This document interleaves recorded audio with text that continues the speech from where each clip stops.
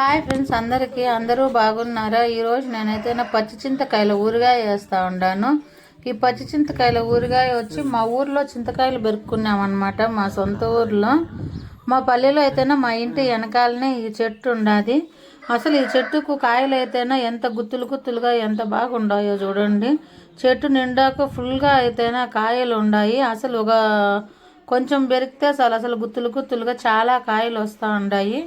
ఈ చెట్టు అయితేనా మా ఇంటి వెనకాలనే ఉండదు. నేనైతేనా 2 గుత్తులు పెరుక్కున్నాను అంతేనా. దాదాపు కేజీ కాయల దాకా అయితే వచ్చినాయి.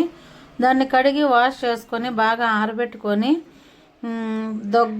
దొగ్గడలాగా అయితే కొట్టుకున్నాను రోలులో. దాంట్లో గింజలు అంత ఈండ్లు అన్నీ పెరికేసి గింజలు ఈండ్లు సపరేట్ చేసి ఉప్పు వేసుకొని బాగా నున్నగా దంచుకున్నాను. పచ్చి చింతకాయలు అయితేనా అట్లా దంచుకొని ఇట్లా పేస్ట్ అయితే చేసుకొని పక్కన పెట్టుకున్నాను. తర్వాత దాన్ని మిక్సీ వేసుకున్నాను. ఆ పేస్ట్ బాగా నున్నగా అయితే ఊరగాయకి బాగుంటుంది కాబట్టి ఇలాగా మిక్సర్లో అయితేనా ఆ పేస్ట్ అంతా వేసుకొని బాగా నున్నగా గ్రైండ్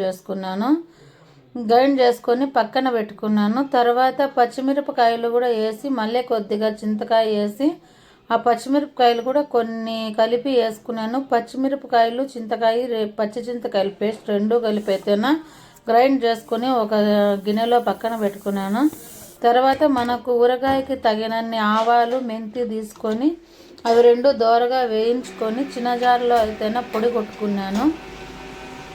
ఊరగాయలకు అన్నిటికీ ఈ పొడి అయితేనే చాలా కామన్ కాబట్టి ఇట్లా పేస్ట్ చేసి పక్కన పెట్టుకున్నాను. తర్వాత ఒక పెనం పెట్టుకొని దానిలో కొద్దిగా ఆవాలు వేసుకొని మళ్ళీ కొన్ని ఎండుమిరపకాయలు అయితే వేసుకున్నాను. నేనైతేనా 1 కిలో పచ్చి చింతకాయ ఊరగాయకి అయితేనా దాదాపు 1/2 కిలో అయితేనా ఆయిల్ పడింది నాకైతేనా.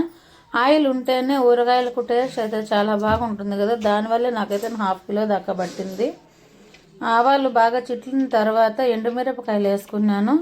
ఎండుమిరపకాయలు వేసుకున్న తర్వాత 1 నిమిషం ఉండి తర్వాత మనం గ్రైండ్ చేసి పెట్టుకున్న పచ్చి చింతకాయ పచ్చి పండు మిరపకాయలు ఆ పేస్ట్ అయితే వేసుకొని బాగా ఆయిల్లో కలుపుకున్నాను.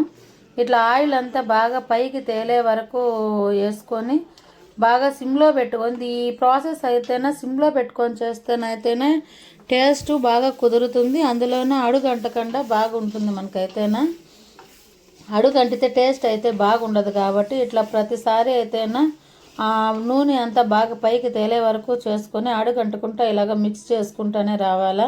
తర్వాత మనకు ఉప్పు కొద్దిగా తగ్గింది అనుకుంటే మన దానికి తగినంత సాల్ట్ వేసుకొని కలుపుకొని కొద్దిగా పసుపు కారం పొడి కూడా వేసుకున్నాను. నేనైతేనా మేమైతేనే ఎక్కువ స్పైసీ అయితే తింటాము. మీకు స్పైసీ ఎక్కువ అవసరం లేదు అనుకున్న వాళ్ళైతేనా కారం పొడి అయితేనా అవసరం లేదు, పచ్చిమిరపకాయల పేస్ట్ అయితే సరిపోతుంది. మాకు స్పైసీనెస్ ఎక్కువ కావాలి కాబట్టి ఇట్లా పసుపు ఎండుమిరపకాయల పొడి 2 కలిపి ఇట్లా బాగా కలుపుకొని ఆయిల్ అంతా పైకి తేలే వరకు చేసుకోవాల. తర్వాత ఇది అన్నంలోకి అయితేనా చాలా బాగుంటుంది. మనం పెట్టుకునే దాన్ని బట్టి ఒక 3 నెలలు 4 నెలలు కూడా నిల్వ ఉంటుంది. మాకైతే ఈ సంవత్సరం పచ్చి చింతకాయల ఊరిగా అయితేనా ఇది. మీరు ఏ విధంగా చేస్తారో కామెంట్ చేయండి. ఇది రైస్లోకి అయితేనా చాలా బాగుంటుంది. అలాగే మీరు ఏ విధంగా చేస్తారో, మీకు పచ్చి చింతకాయ ఊరగాయ ఇష్టమా లేదా కామెంట్ చేయండి. మా ఇంట్లోనైతేనా ఇది పచ్చి చింతకాయ ఊరగాయ చాలా బాగా తింటాము మేమందరము కూడా. అలాగే మీకు ఇది నచ్చిందని అనుకుంటాను ఈ ప్రాసెస్ ఇది. అలాగే like share subscribe. Okay, bye.